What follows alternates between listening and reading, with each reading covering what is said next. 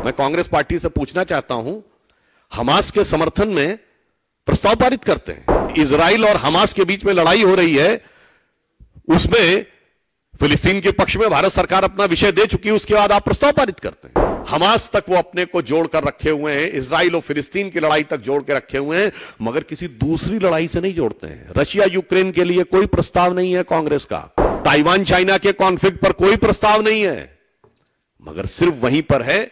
इसलिए यह कांग्रेस के वास्तविक चरित्र को दर्शाता है, क्योंकि केरल में मुस्लिम लीग कांग्रेस की प्रमुख गठबंधन पार्टी है, वायनाड में सबसे बड़ा समर्थक दल मुस्लिम लीग है, और कांग्रेस इस कदर समझौते पे है कि राहुल गांधी जी के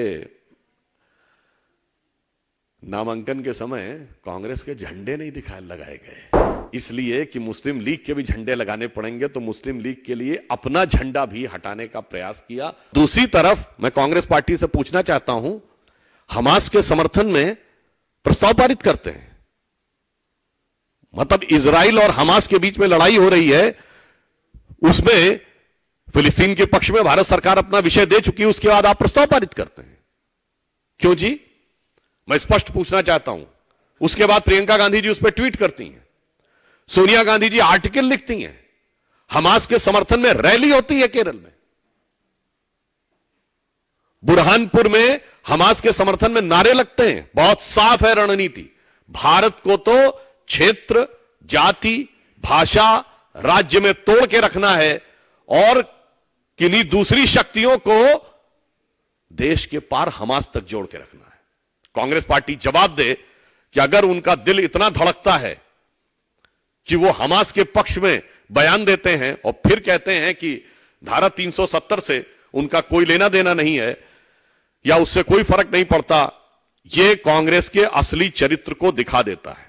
और दूसरा, वैसे कांग्रेस के एक वरिष्ठ नेता तो बोल चुके हैं कि यदि कभी वो दोबारा सत्ता में आए, जिसकी कोई संभावना दिखाई नहीं पड़ती है, क्योंकि देश की जनता ने इतना प्रतिज्ञा कर ली है कि जो कहावत होती ना, नौ मन तेल होगा ना राधा नाचेंगी, फिर भी उनका यह कहना है कि वो 370 समाप्त करेंगे, 370 को वापस रीइंस्टेट करेंगे।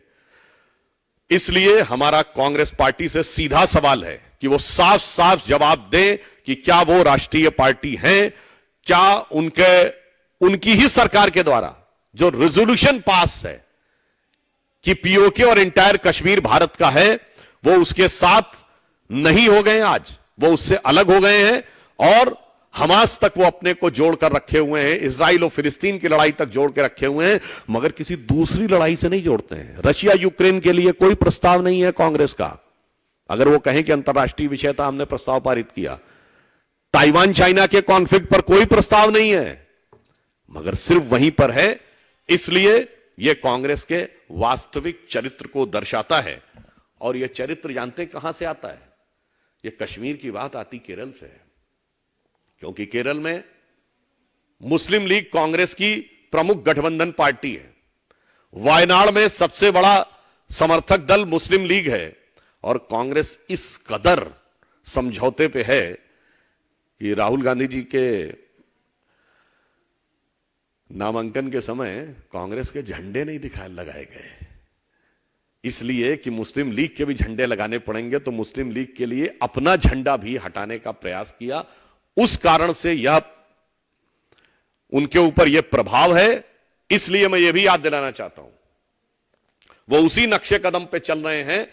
पृथकतावादी सोच, हमारी सरकार मोदी जी के नेतृत्व में समाज के सभी वर्गों को राष्ट्र की मुख्य धारा में लाना चाहती है, वो धारा से अलग करके रखना चाहते हैं। और जो उन्होंने अपने यहां कहा है, उसके लिए मैं पूछना चाहता हूं, वो साफ साफ बताएं। यदि उन्होंने कहा है कि स्पेशल लॉ बने रहने चाहिए, तो क्या वो 3 तलाक को समाप्त करने वाले हैं?